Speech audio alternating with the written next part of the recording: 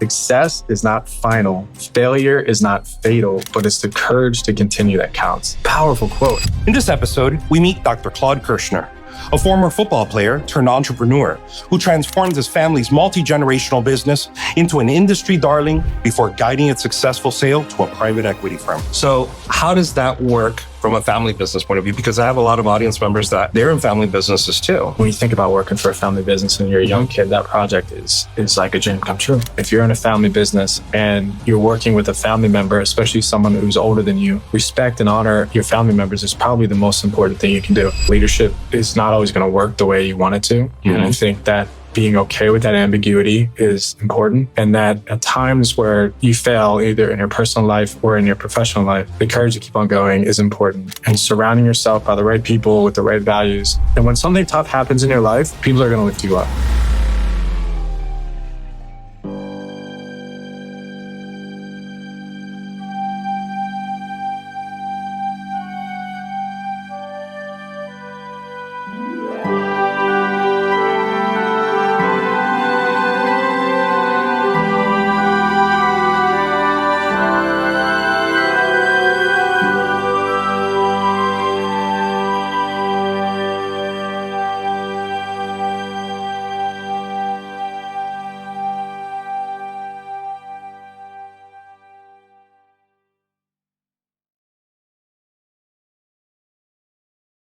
Great leadership isn't just about building businesses. It's about overcoming personal struggles and leaving a legacy. I'm Alex Ponce. In this episode, we meet Dr. Claude Kershner, a former football player turned entrepreneur who transformed his family's multi-generational business into an industry darling before guiding its successful sale to a private equity firm. Through challenges that shaped his character, including battling personal adversity, Dr. Kershner's story is one of resilience, growth, and a deep commitment to serving others. Well, Dr. Claude Kershner, thank you so much for joining us. I appreciate you taking the time out of your busy schedule to help out the students and our audience in order to get a better perspective on business from your point of view, because at the end of the day, you are a business owner, and that's what it's all about, learning your perspective. How are you doing? I'm doing pretty good. It's nice to be here with you, Alex. Yeah. Good. Thanks for having me. No, absolutely. I'm going to dive right in. You are the managing principal at A.R.C.H Consulting? That's correct. Tell me about that. So A.R.C Consulting is sort of a side hustle, I guess you can say, or it's a spin-off of a consulting company. Mm-hmm. So I don't know, where do you want me to start? I can start at the beginning of the ideation theory. Well, let's start there, because I'm going to take you back to the beginning of your career, and it makes perfect sense why you are where you are now. But tell me about your current role, what you're doing right now. Well, it's twofold. I'm currently working at Miami Dade College and I'm teaching, but really where my entrepreneurial gene is flaring and some of the stuff I do on the side is with A.R.C Consulting. So A.R.C Consulting, it stands for Amanda, Ryla, A.R.C, Claude, and Harper, which is the name of my wife, my two girls, and myself. And since then, we had another baby, Evie. So I was thinking about like A.R.C Consulting, but it's really a family business. Mm-hmm. And the purpose of it was to take some of the business experience and insight that I've learned over the years and to put it into a consulting practice. And I've always wanted to be, I don't want to say a consultant, because I think that word, it kind of pigeonholes people into a particular type. Mm-hmm. But I wanted to take some of the knowledge and some of the experience that I had, and I wanted to give that to other businesses, other business owners, other people. And I thought that creating a consulting company would probably be the best way to do that.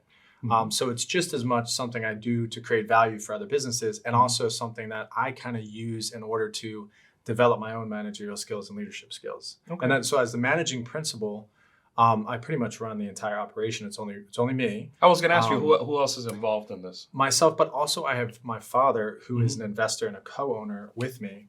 And then also my two uncles, who really help advise when I deal with customers that, they're business owners too. So they help me with situations that maybe I might need some insight on, or if they were on a call or they were along with me for the ride, the client might feel, more inclined to use my services because of their experience. Well, that makes sense. A consultant needs a consultant of their own.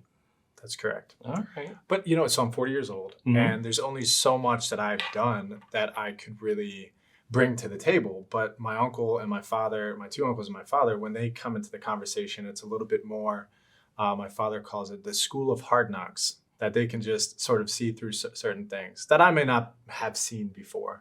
So that's Arch Consulting. Wow, it's a perfect culmination. You call it a side hustle, but I see it like the perfect culmination of what most people do. You know, the beginning of their career, they're learning. Yeah. Then they're earning, and then they're returning.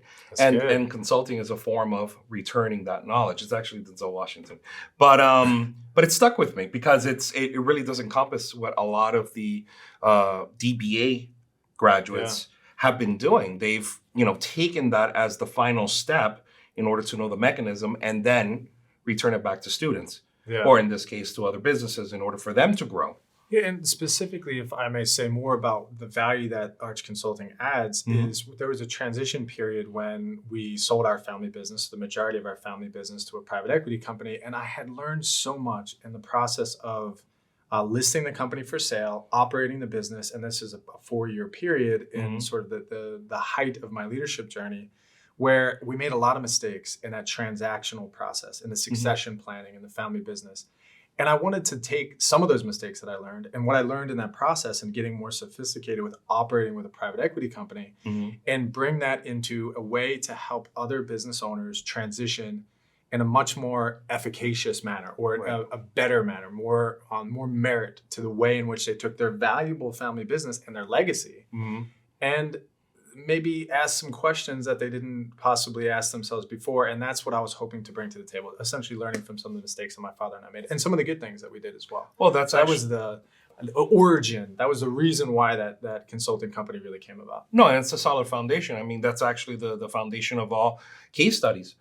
Yeah. What are the mistakes another company did so that I don't make that same mistake? So you're basically doing the same thing, but you are the case study. You're your own case study. Yes, so let's go back to that. I mean, it involves with you joining the family company. Oh, yeah. Which basically meant the day you were born. Reef Tropical? Yes. Okay. So Reef Tropical was the name of my father's business, but really how do I say this? Because it kind of evolved with you being part of it. Yeah. Well, the only male role models that I had growing up were entrepreneurs. And the way they thought and the way they acted was all about family business. Okay. And so my grandfather was the original Claude Kershner Jr., and I share his name. And he started from the trunk of his car selling staples.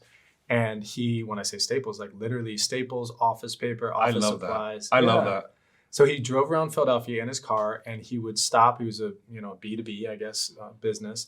And he would sell to businesses office supplies. And then that turned into a company that was doing about $35 million in sales. Oh, wow. And he had over 180 employees.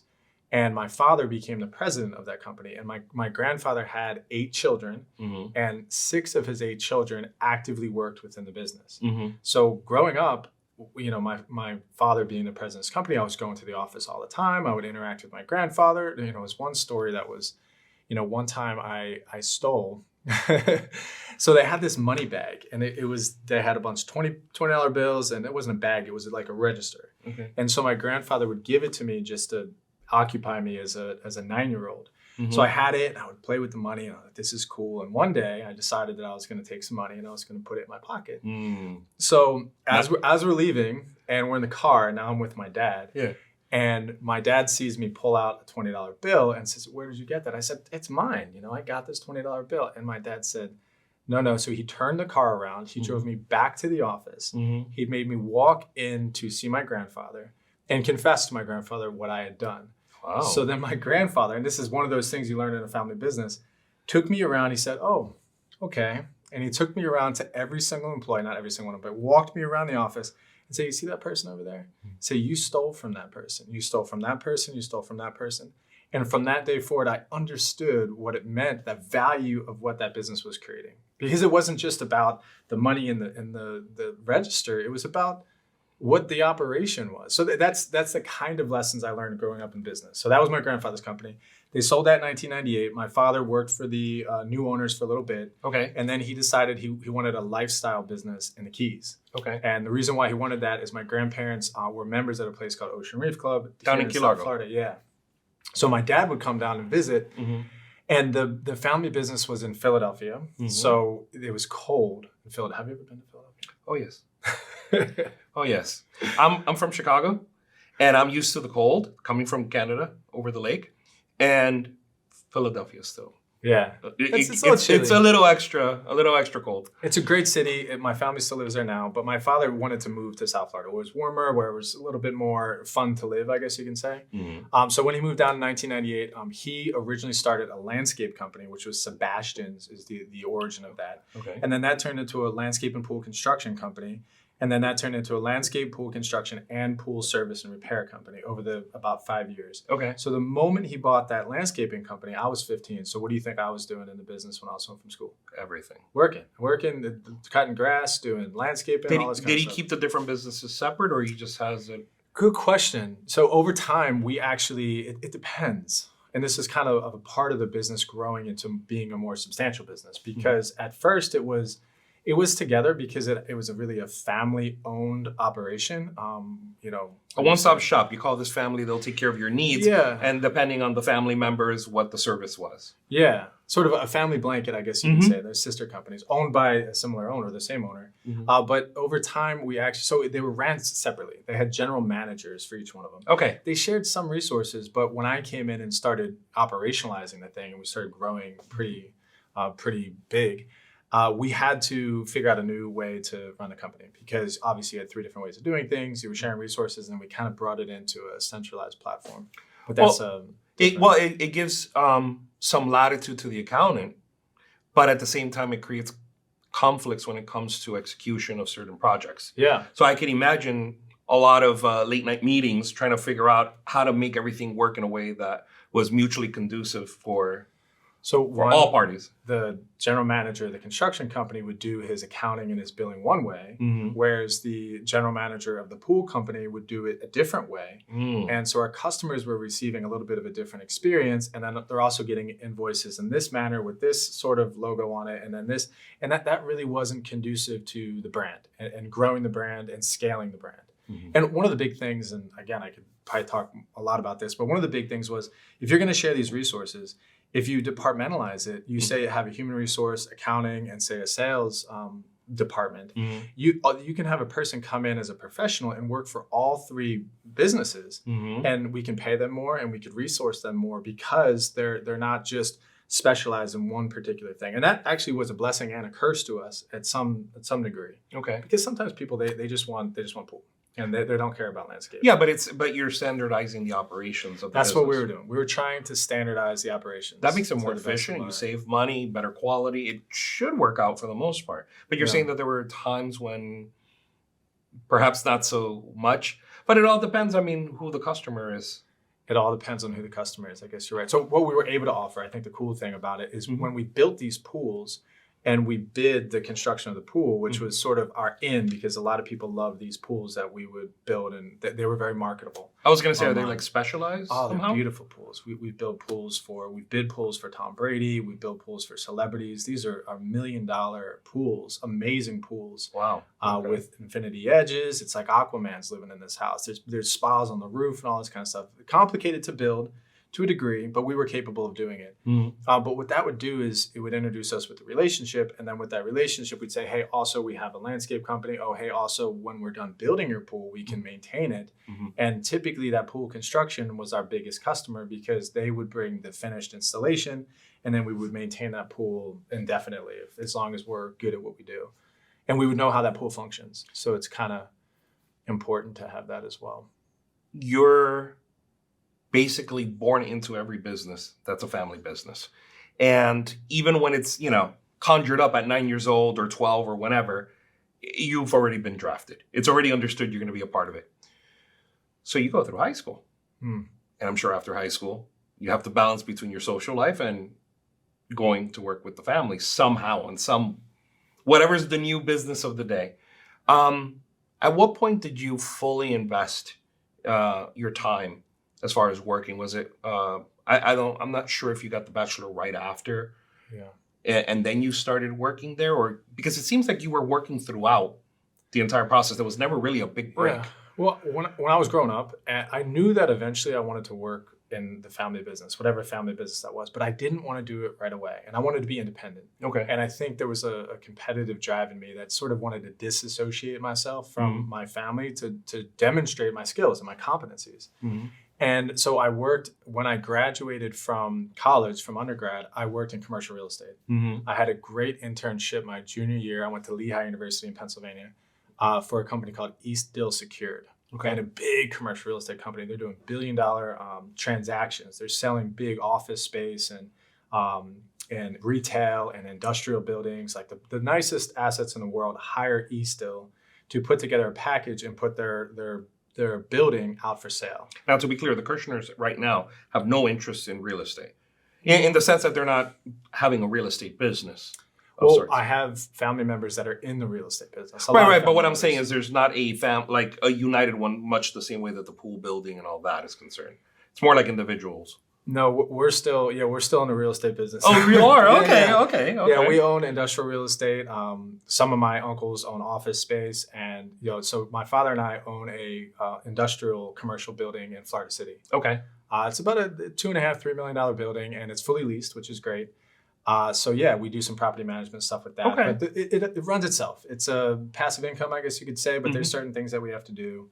I own a multifamily, a condominium myself as well. So, and then my uncle and my cousin are in real estate essentially. Okay. And so that's sort of the deal. We have a big family. So real estate is a great business to be in. And there's a lot of learning. They're not making any more land, so. Yeah, and there's just a ton of learning. So East Dill Secure was a really good experience for me. And so that kind of brought me into my senior year of college. I decided to pursue a real estate minor. In addition to my marketing major, and I had a psychology minor, I was going to do real estate.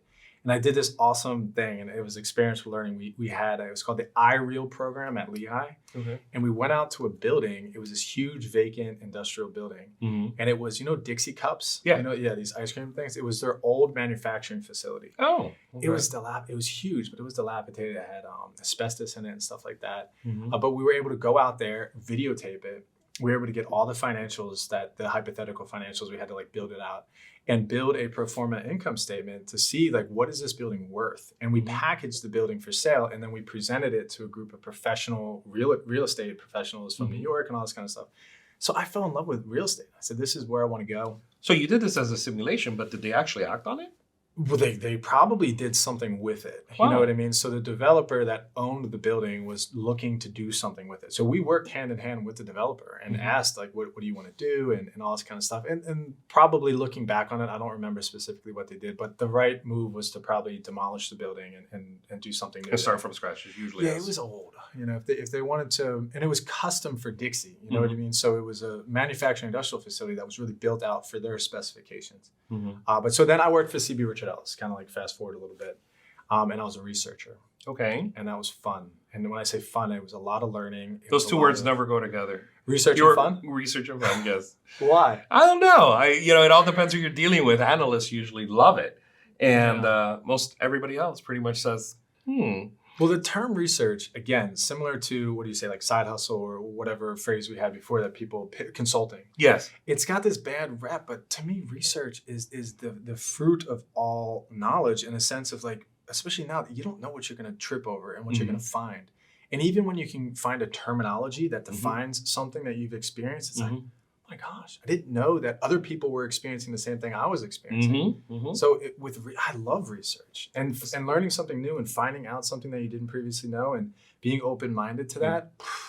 Well, we're going to talk about your doctoral dissertation because it strikes a chord with me, and I'm sure you loved the research on that. So at some point you are leading the family company. At some point. And we're going to leave your linebacker days behind because you're... You want to talk about football? Well, I don't know. I watched the game. Harvard lost, so I was kind of disappointed. The Miami Dolphins did well. So I think they won. They won, yeah. I saw a little bit of it. It was 30-something to... Yeah, and their offense looked great.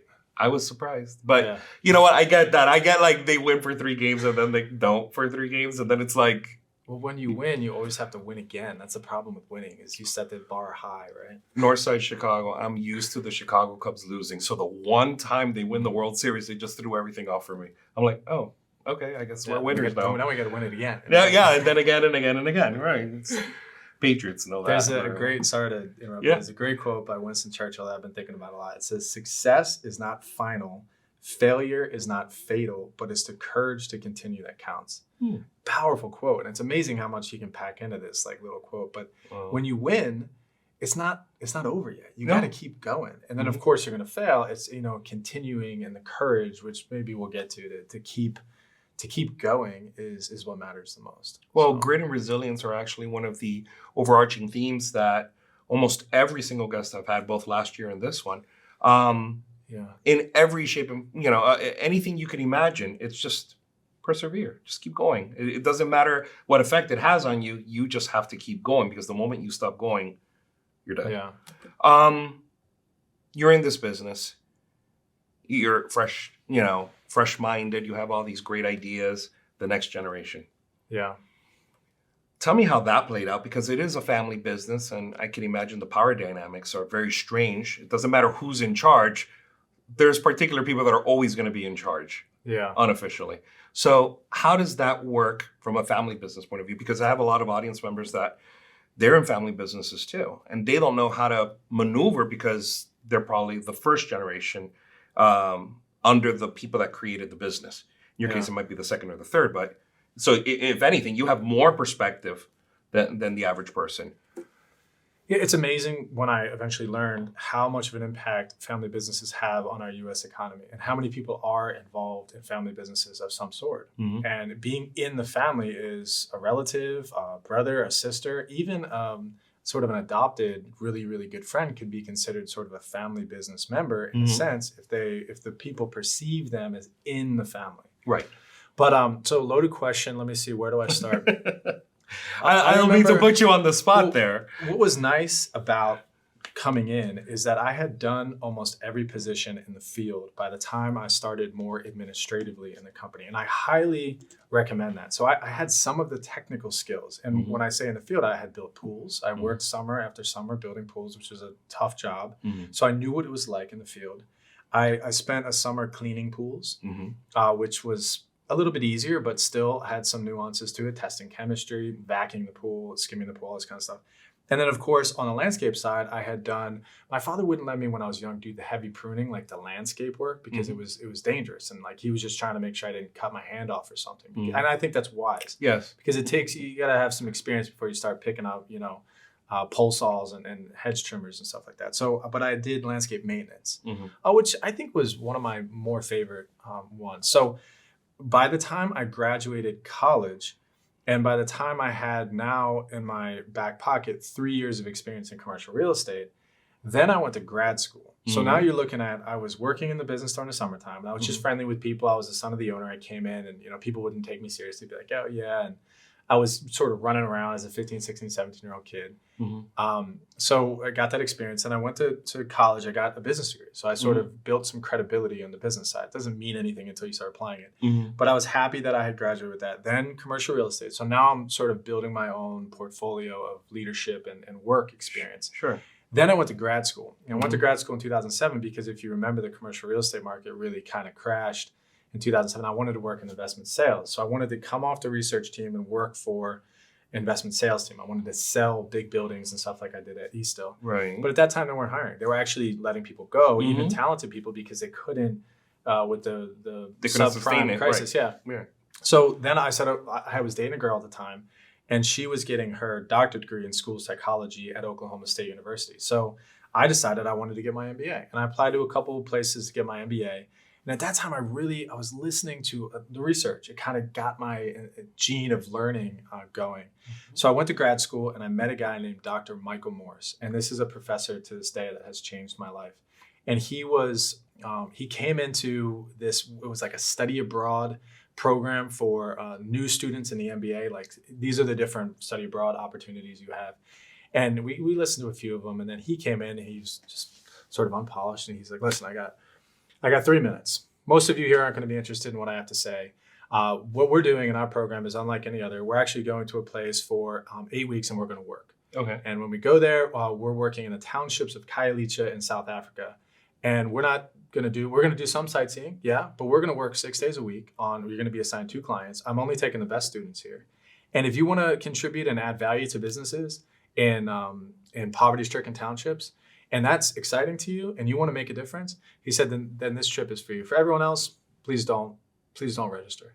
So the moment he walked out, I said, that's the trip I want to go on. It does sound exciting. That is the one I want to go on. I want to go somewhere I've never been before, to Africa. And I want to work with people. I have no idea who they are, but have businesses and have something that they can work with, to play with. You know what I mean? And maybe, just maybe, I can help them.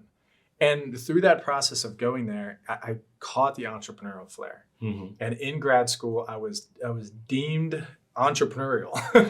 And I said, I'm going to start a business. So my friend and I, we started a social media consulting company. We had about 15 clients. We probably did a total of maybe $50,000 in sales. And one of the coolest things was when he started his idea, and I was helping him in undergrad, and we stayed in touch. When Facebook pages first came out, they had this concept of fans. Remember fan pages? Yes. And the more fans you had, the better, because you get more exposure, whatever. So we designed a thing. The business owners had no idea about Facebook. So they'd come to us and we'd say, no problem, we'll start a Facebook page. And every fan that we get $1. So we said, you don't have to pay us anything. We'll create your Facebook page. So there was a company on campus. It was a sandwich place that everybody loved. And so we went to the business owner and we said, listen, we're gonna get you a fan page. And it was called the Goosey Gander. And the moment we started that fan page, within a week, we had like 2,000 fans. Nice. So we were like, jackpot. I mean, he was mostly doing it, and I was sort of helping him out with it. And then obviously when I got into grad school, I said, okay, let's partner. We did the same thing for some of our uncles and aunts and family, friends, and businesses, and it worked out. But then when I started working with my father full-time after grad school, he made me an offer, and he let me stay at his house while I paid off debt from grad school. Sure. And he gave me a car, and he paid me a salary of $50,000 to start off. And I said, deal. And obviously, since I was in this entrepreneurial thing, he said, you can keep working on your own business. And also, I have other businesses that I think you should start and work in.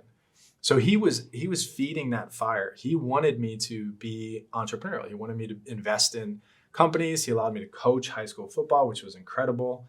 And I started another company. It was a software company called My Water IQ. And what was so cool, and this is, I guess, to some of the listeners, but in government, and no, not bad about government, but government tends to move a lot slower than private business. And government had this huge infrastructure where they had these different satellite dishes that could read water meters for all of our customers. Okay. And so this information was out there. And the reason why you wanted to read your water meter is if you had a leak at your property and you weren't home. And a lot of these houses that we were servicing were second homes.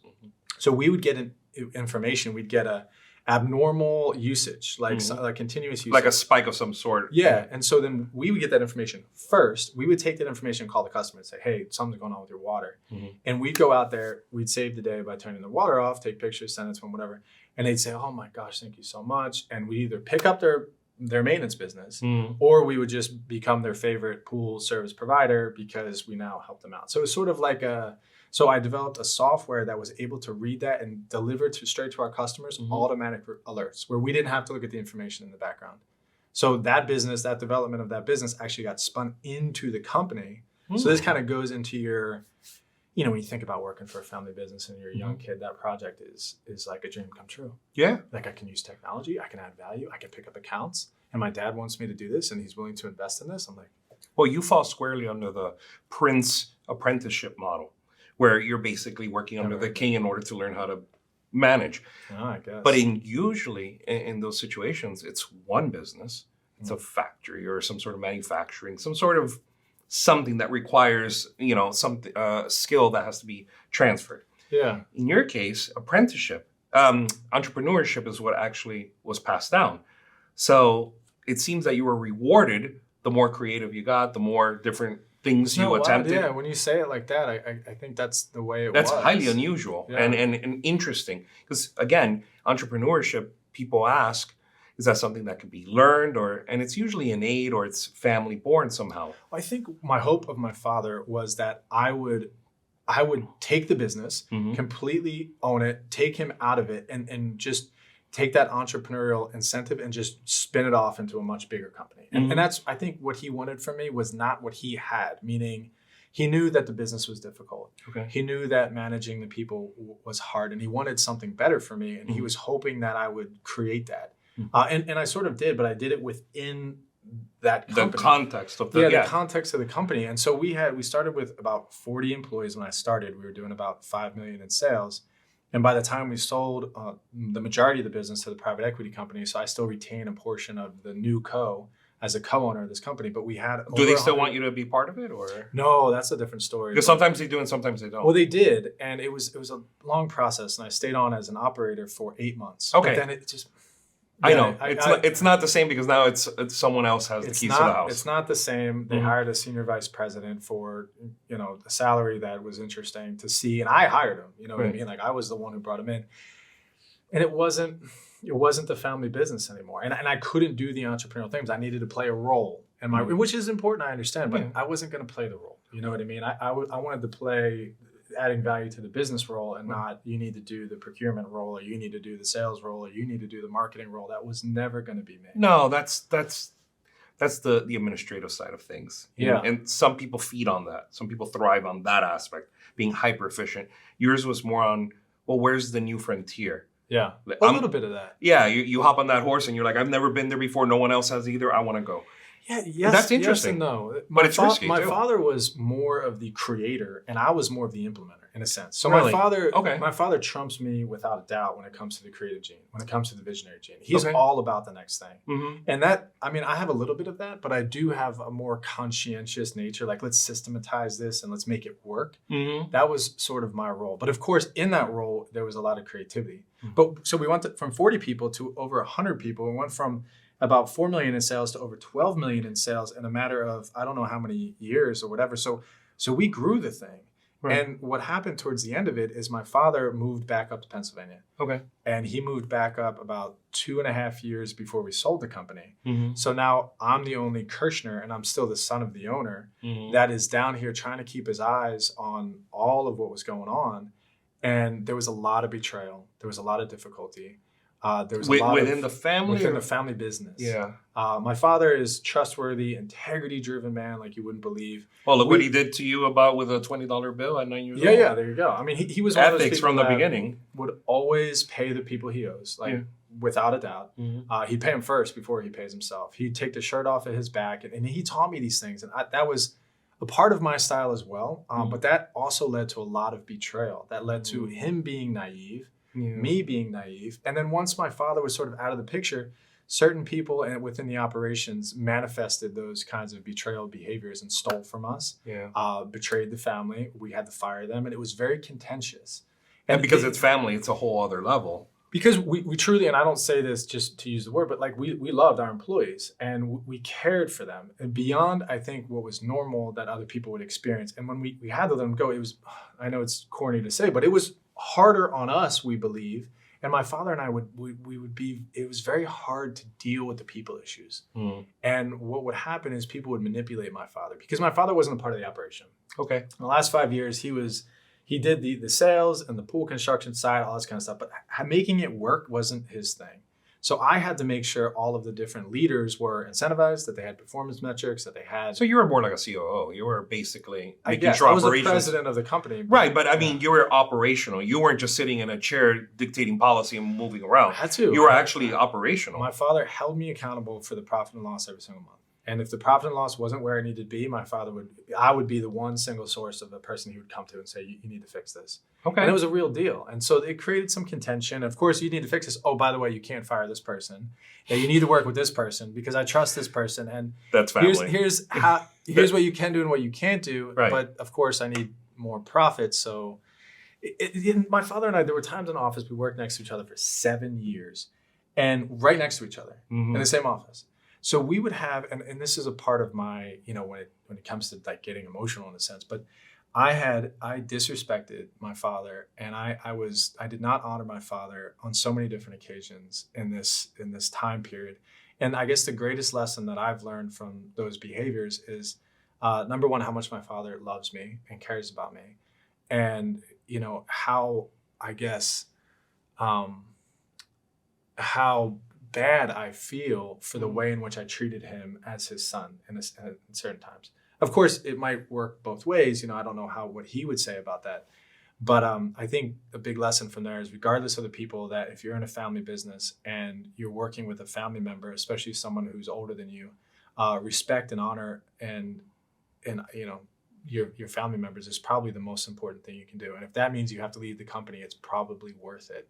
Really? I would think so. Yeah. Because those relationships, family, that's more important than success in business. But you can do both. Yes. If it's structured right and you're both working towards it, it can work. Yeah. Do you get a lot of family business types reaching out to you and saying, Claude, help? Yeah. I can't take my mom. I can't take my dad. My kid's driving me nuts. We're trying to do this. This is one of the best parts about working in consulting now, because I don't have a chicken in the fight, or phrase, I don't have a dog in the fight. Yeah. Or chicken. Well, if you're into chickens, that's achievable too. But I have seen over and over again, especially with father-son relationships, the dynamic of my father and I play out verbatim, where there's this son textbook who just seems to think that he's got all the answers, which a lot of times he's right. But then you have the father who has more control, more ownership, ultimately is going to say whether or not it goes or doesn't go, unwilling to let go of certain things, but also saying at the same time, oh yeah, my son, my daughter, my nephew, they're the new future leaders, but they haven't really handed the baton yet and let go and say, you're on it. And they want to give it to you, but with strings. Like there's like a cord attached to the baton. Because it's their retirement plan. Because they've tied and invested into this company like you wouldn't believe. Like, I will never understand what my father had to do and what he had to sacrifice in order to make the business happen in the first few years. I was a kid. I didn't know. I just knew he woke up super early and went to work super early. And I would be in the car with him, and I didn't drink coffee, but he drank coffee, and he was up, ready to go, and he had his routine. And I just thought that's what dads do, but he's working. And that's the lament of every business owner that tries to pass it on to their children. But children don't want to have anything to do with the business. So it breaks their heart. Why do you think that is? Well, I mean, the whole point is they killed themselves so that their kids don't have to. Yeah. So they send them off to medical school, law school, accounting, whatever. And then they do these other things, and then they move away because, the universities may not be in the same area where the business was. Next thing you know, it's been 20 years, and then they kind of come back to help out if they can. But at this point, the father or mother has already kind of half given up on it. Then you have the other one where the kid may want to be part of it, and the father or mother may want to give it to the kid, but they're not ready.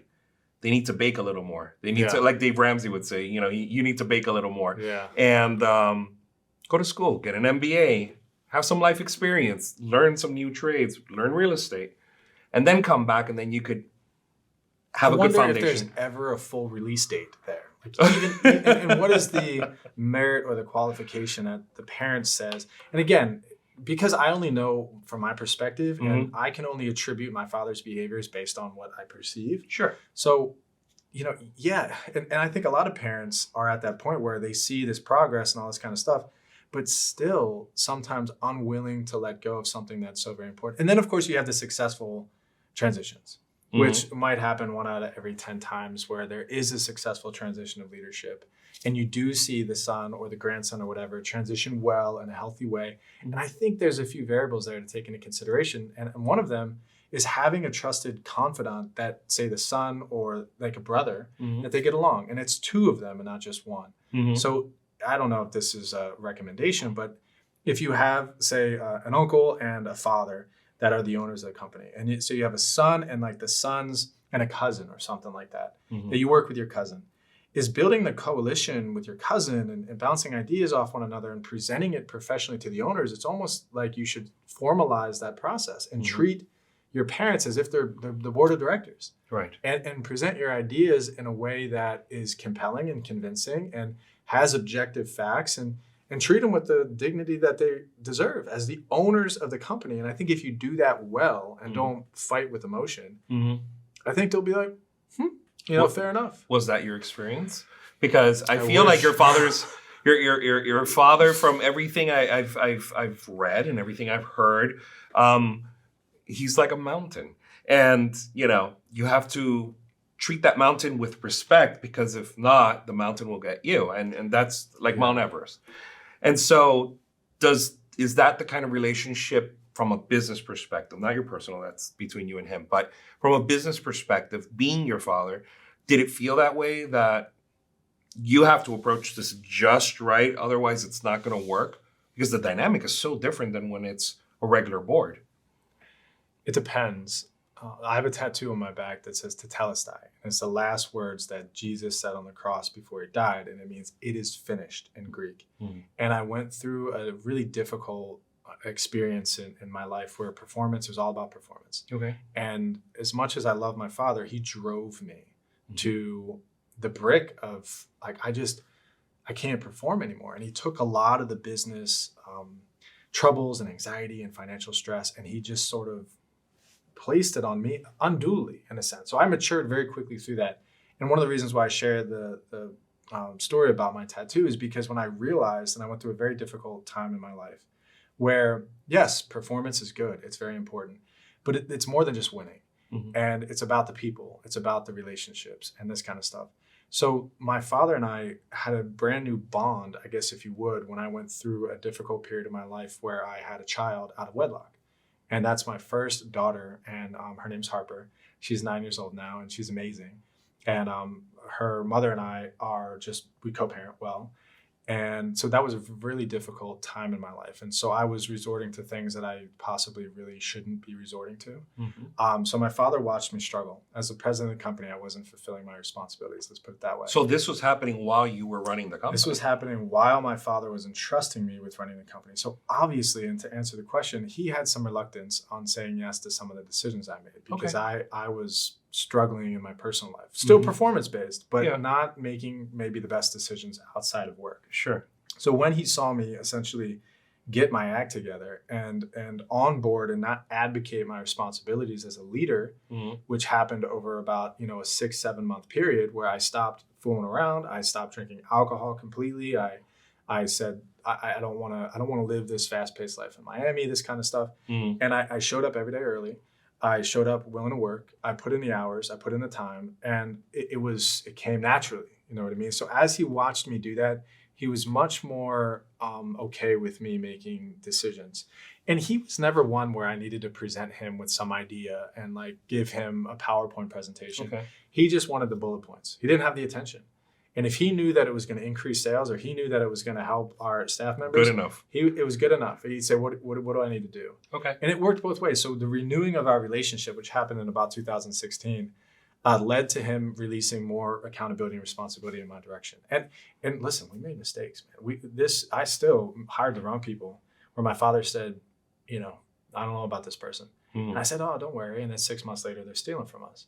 And so that but we would do it together. And it was a lot like more they were healthier. billing wrong. They were doing we had shady transactions. Yeah, we had one guy. He was claiming to be our friend, and he was a project manager and leader in a construction company. And when I say claiming to be my friend, we would do stuff for him. We got him into the private country club that I talked about because he had a criminal record, but we sort of pulled some strings for him to get in. And we even flew to like a court date to get his arbitrate his issues. Okay, that's going way above and beyond. He was a good young man, and I still say this about him, and I had a lot of respect for him. But then he started a business with our customer that he met through our business. We built a pool for this guy, so he went into the pool construction business 6 months before we found out and had to fire him. And in the process of him working for us, access to information, him being on our payroll, going out there, building pools and representing our brand, he's building a business behind our back and stealing proprietary information from us. Not only that, he forged a signature on a permit for a pool that we apparently were permitted under, but he was building. So he would purchase materials. We tried to pull an investigation. He purchased materials for a pool that we were like, we're not building this pool. Right. And then we signed the permit and it was a forged permit. So that's when we found out that he was starting this business. That's when we had to fire him on the spot. The day we found out and fired him, it was a very emotional day for both my father and I. Right. And he deleted his phone. He took off. I haven't heard from him again. I haven't talked to him since. But he completely manipulated us. Wow. He completely betrayed us in a lot of sense. And that's an extreme story. There were other stories just like this along the way. But what's painful is that when you lose that let's say leadership positional power, where you don't have the authority or the coercive power, the reward power of a person, you see their true colors come out. And I saw that over and over and over again with some of it's tough to say, but the type of people in the industry I was working in, they were out for themselves. And a lot of them, you can't be naive. But is it typical of the industry, or is it typical? I don't want to generalize to the industry, because there's a lot of great people in the industry. Right. But if you're paying someone, because some businesses, because of compensation, lend themselves to certain things more than others. Yeah. So let me put it this way: if I were to throw a rock and hit 20 companies, would that be unusual? No. Oh, okay. Not in the construction industry. I don't think so. And where we failed, where we were naive, is too much trust and lack of controls. And when we brought in a CFO that I actually met through the program, who also we have an interesting story, a betrayal story in a sense. But we'll save that one for the after hours. The after hours one, right? Yeah, but so the CFO now, who we trust, he was the one, when he put in the control systems, that we found out that this purchase order was going to a job that we hadn't essentially been whatever. So my father was all about, and I still am all about this, is when people have to get stuff done in the field, you got to let them get it done, which means you got to give them the power to get stuff done, to make decisions. Okay. And if you don't, then it takes too long to get stuff done. It's the fast that eats the slow. It's not the big that eats the small in private business.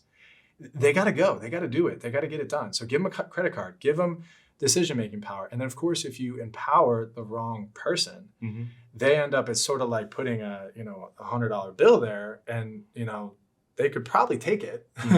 They shouldn't. But it's staring at them in the face. And eventually, when those value systems, which were not originally aligned towards what my value system is, my father, just like the story I told you in the beginning of the podcast, they're going to take it. Right. And over again, we caught people stealing from us. And lesson learned, you know what I mean? If I'm building a new managing consulting company, then I'm putting control systems in. I'm still going to trust, but I'm going to trust to a degree. Right.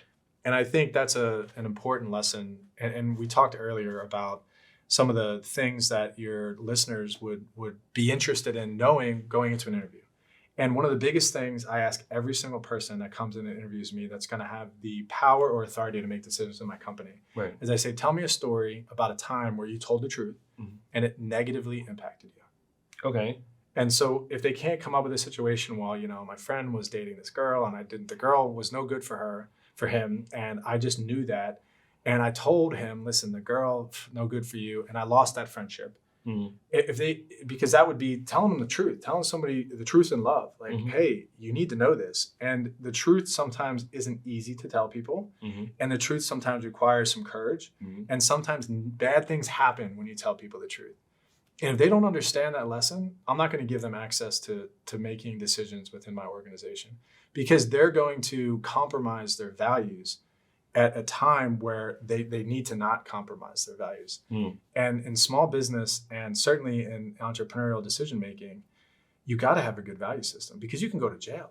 Right. You straight up go to jail. And it's so important that you have that good value structure. That's interesting you say that, because a previous guest had just mentioned one of the motivators for his employees is not money, because they don't earn a lot of money. They're in the public sector, but it's a shared vision or shared value. Yeah. Be the best city, be the best park, be the best whatever. I think that's where it starts.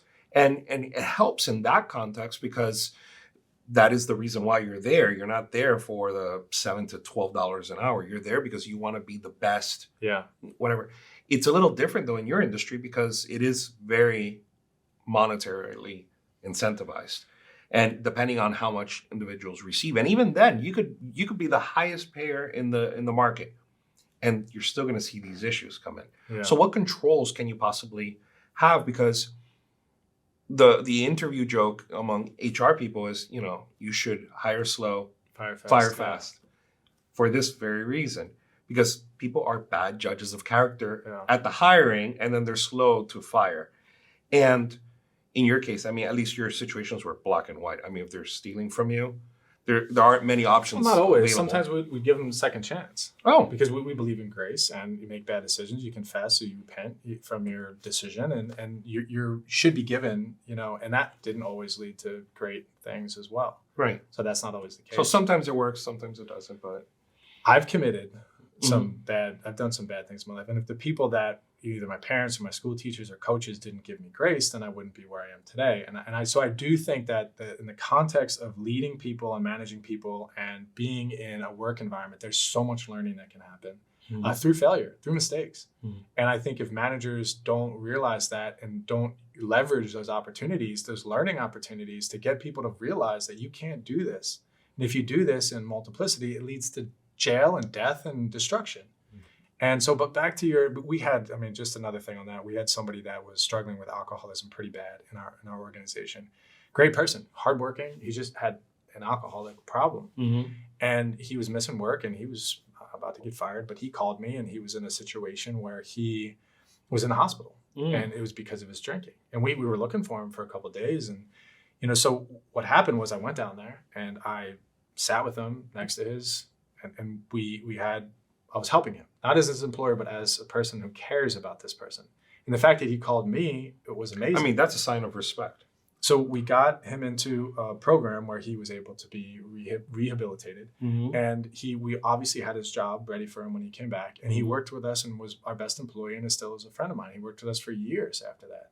And to be able to do that for somebody isn't common. I'm not saying it's always the right thing to do, but it's important. But back to the interviewing concepts of, what do you need to learn?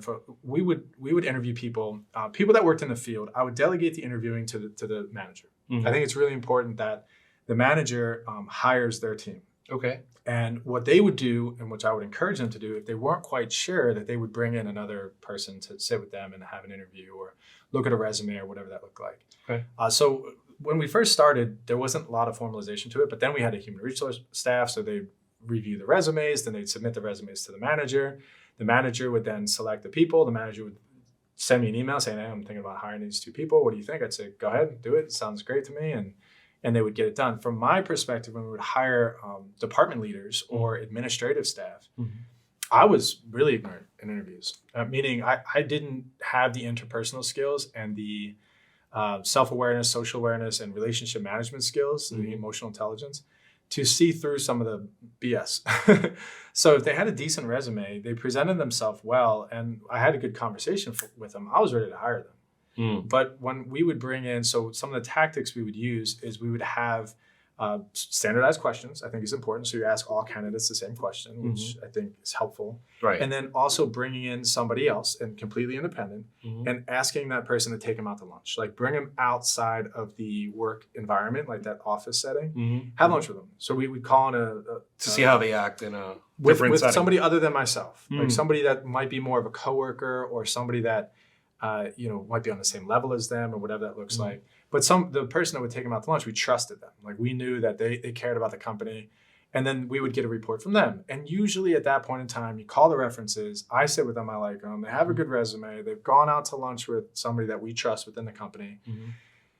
They're going to be a decent fit. So I know that's sort of a mom and pop way of doing it. I guess. But that's, you know what? It's you say it like that, but I'm telling you now, there are Fortune 500 companies that do a version of what you're talking about, just on a big scale. Yeah. But it's practical. That's the thing. It's a very practical way of getting an answer without having to go through the 20-round interview process. Oh my gosh. And at the end of the day, the person's not even a good fit culturally anyways. I would feel bad just calling them back for a second visit sometimes because they're so good. I'm like, man, I'm going to make you come all the way back here. But it's important that they commit a little bit in that interview process as well. Well, because anybody could have a bad interview. Yeah. Or a good one. Or a good one, and then the next one is a bad one. Right. It could happen either way. So you grow the company. You also grow the workforce.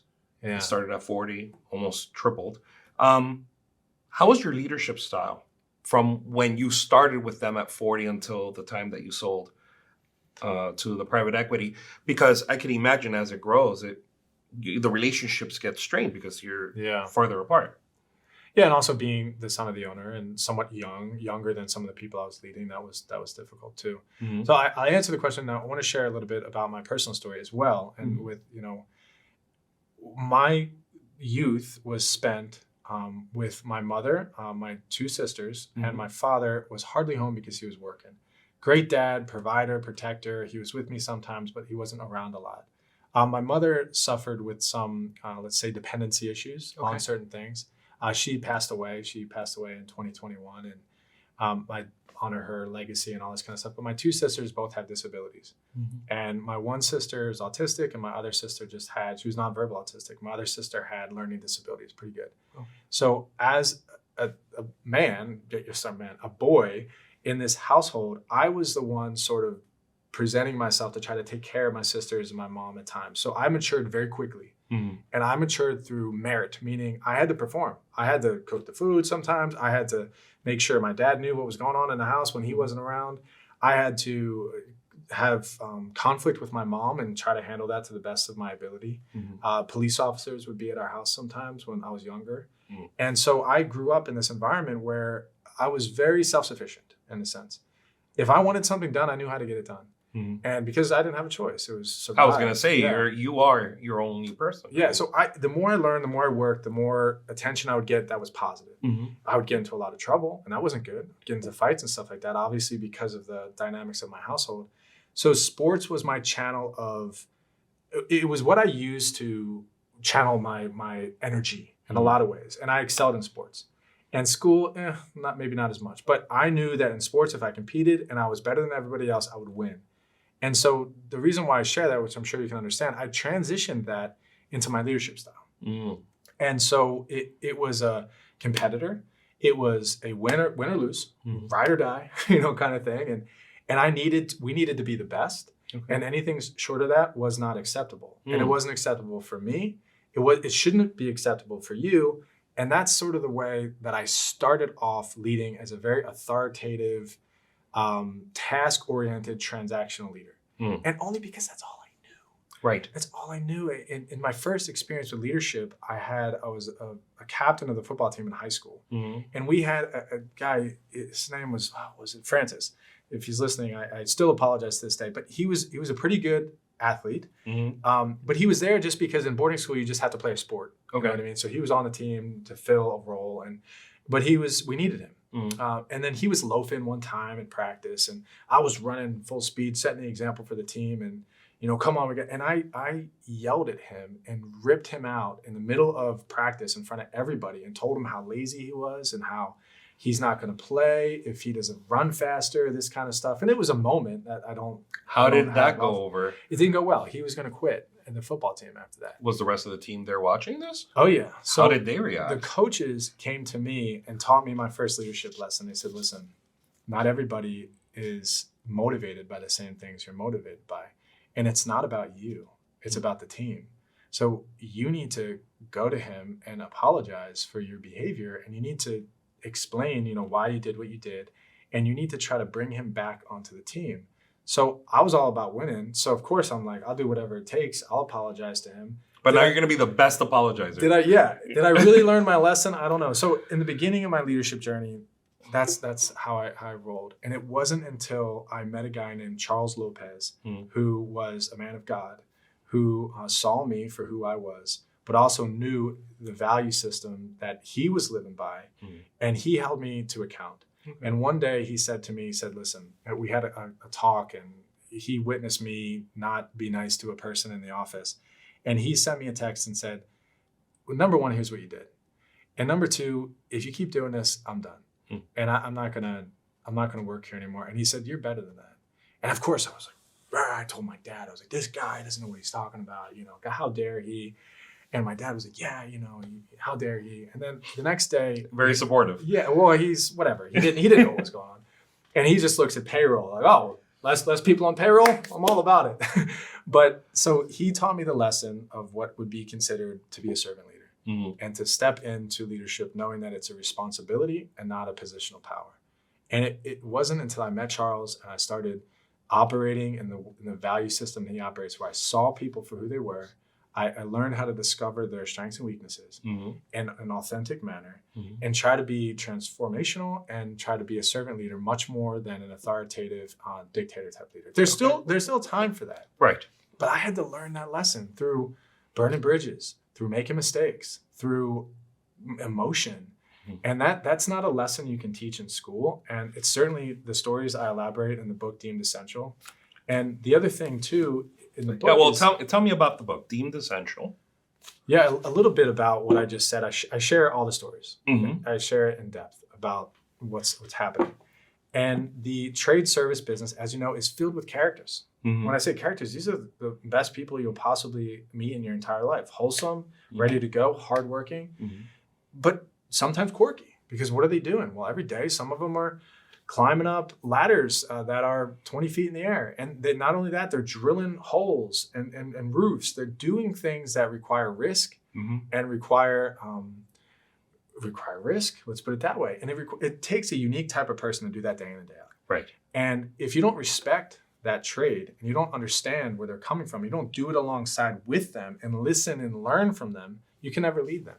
Because look at them. They're good at what they do. They know what they're doing. Right. And so as a leader, you got to come alongside of them and you got to work with them. And when you work with them, you understand what they're dealing with on a day-to-day. They come to you and they present you with a problem and you get it. You can visualize it. And then you can actually help them at their level. You have that empathy ready to go. And that's what they want. They want people that can resource them in the field. They want people who can give them what they need to get the job done. They want team members that don't talk, but they're doing the work with them. And yeah, they want to have fun and relax once they get the job done, but they're human. It's a different kind of leadership style than this corporate ivory tower. Let's look at the spreadsheets all day long. You can't do that in trade work. And you shouldn't do that as an operational manager in trade companies.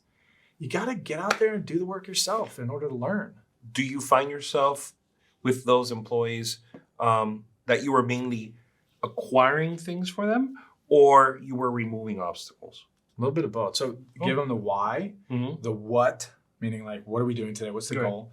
The how, the training, and the resources. Those are the 4 things you give them.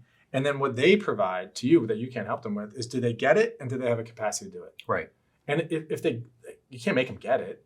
And then if they don't have the capabilities or the competencies to perform it, then, hey, you do what you can do as a manager and you get out of the way. And you let them do what they do best. And they come, I've had staff members come to me and he was he was a laborer, a supervisor on a pool construction crew. And he had worked on this pool project for 2.5 years and 2 years maybe. And the project was finally done. They filled up the pool. He took pictures and man, he came to me with the biggest smile on his face, the biggest gleam on all his social media networks. He's posting out pictures. We did this. My team did this. Look at what we did. And he was so excited about this pool. And to see that emerge from the type of leadership style that I mentioned, to say, good job, like, congratulations, this is your project. You were the one who created this thing.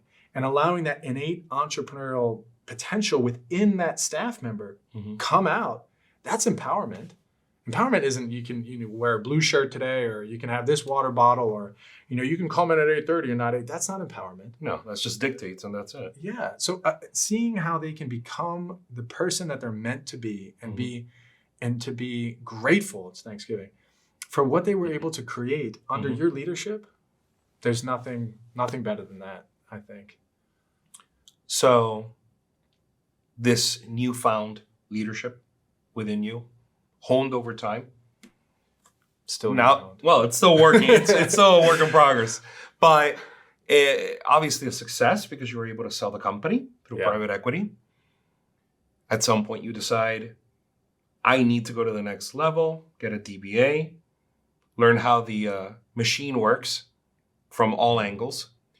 And at the same time, you have issues at home. Yeah. My daughter was diagnosed with cancer in that period of time as well. Yeah, it's a unique form of leukemia. Acute lymphoblastic leukemia, yeah. Great prognosis, meaning because of the research that the doctors did in the 1960s, it led to their ability to treat, essentially. But it's a long treatment plan. And it doesn't, take away the shock of the news when you first hear it. It's terrible. Where were you? Where was your headspace when this was happening, work-wise? I was full-blown leadership responsibilities, full day planned. I was in Ocean Reef Club. I was at a men's fellowship group, and I had friends all around me, thankfully. And I had my phone on silent because I'm trying to engage in what I'm doing. Right. And so as I leave, I get a ton of missed calls from my daughter's mom and from my father. And so I call my father back I thought it was about business. I'm like, all right, Dad's got a business to share. I'm going to call him. And he goes, hey.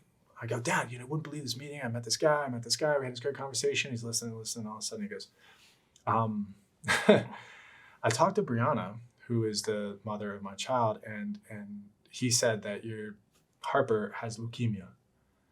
And I was like, oh, you mean like Lyme disease, leukemia, no big deal, right? That's no big deal. He goes, no, the doctors are pretty sure she has cancer. And it was from that moment, I remember it distinctly, for about, it's still a little bit to this day, I feel like my cortisol level and my chemistry in my body and my brain is never the same.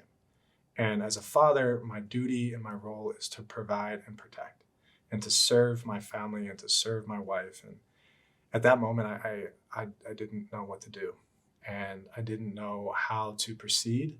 Obviously, I did. I stepped up. I took the responsibility. We went and got my daughter over to MCI, and actually, there was an executive or assistant vice president, AVP, of Miami Cancer Institute that was in the same cohort as me in FIU. Okay, that's a small world. So the moment I get there with my daughter, still hasn't been diagnosed, yet. He's embracing me, and he's saying to me, "Listen, yeah, I'm sorry for the news." Right. And he dead in the eye. And I knew this man. I knew what he was capable of. Like, he was a good man. His name is Matt. And he said, if my son was diagnosed with cancer, this is where we'll go. Yeah. Right. So that preceded a long, full-blown 2.5 years of treatment. And obviously a lot happened in between that. But one of the, I guess the leadership lesson with that, obviously the personal struggle is real. And amidst leading and managing and trying to build your career, there's going to be things in your life that you think are setbacks. This might be corny, but they're really setups. But it shaped me and matured me to a degree that I can never fully articulate. It helped me realize the brevity of life. It helped me realize what's most important. It helped me appreciate the mother of my daughter. It helped me appreciate my wife and the sacrifices she had to make. Imagine this, my wife and I got married in 2019, and 6 months later, my daughter is diagnosed with cancer. This is her stepdaughter. So she's crushed. And then in the midst of the treatment, she gets pregnant. We have another daughter. So then we struggled with miscarriages and all this kind of stuff. And so, meanwhile, COVID's knocking on the door. Meanwhile, COVID's there. Which already is a risk for anybody that has any pre-existing conditions. Yeah, and looking back, there's these trials, when we talk about perseverance and the quote we talked about with Winston Churchill, these are the moments where you can step up and take responsibility and be the husband and the father and the leader that you're supposed to be. And I didn't do everything perfect, but as my prayer to God every morning was, God, give me the strength and the courage to continue honoring you and being the man that you want me to be. And I don't know what I'm supposed to do, but I know that I'm supposed to keep doing something. So, and the nice part about it is that in leadership, there's always something to do. Nothing happens without leadership. So just showing up was a miracle, and certain people are like, get out of here. What are you doing?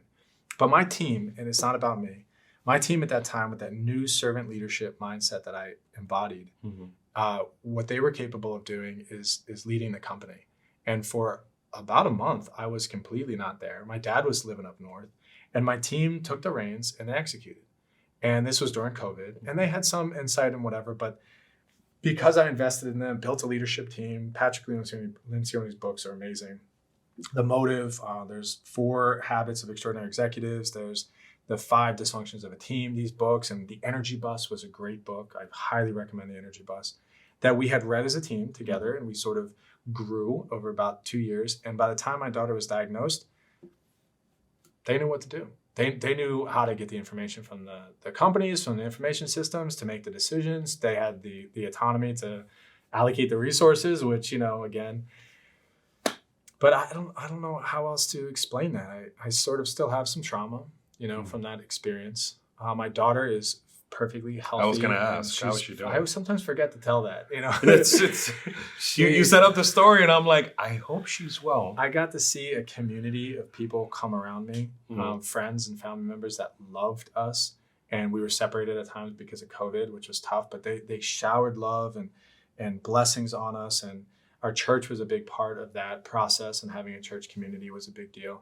So the lesson is, first of all, leadership is not always going to work the way you want it to. And I think that being okay with that ambiguity is important.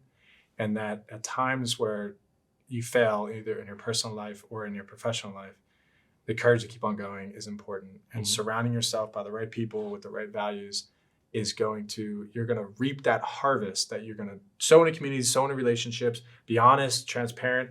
And when something tough happens in your life, people are going to lift you up. People are going to come to you. If you ask for help, they're going to help you. And I think that's important to understand. Everybody deemed essential. Dr. Claude Kershner, Yeah, thank you very much. Of course, thanks for having me. And definitely there's going to be a part 2 on this one with you because I feel like there's so much more to mine. So till the next time, thank you so much. We'll see you on the next. Thank you, Alex. Success isn't just about what you achieve. It's about how you use it to serve others. Find purpose in giving back and leading with integrity. This episode is dedicated to the entrepreneurs and dreamers who transform challenges into opportunities. I'm Alex Ponce. Until next time, thank you for watching.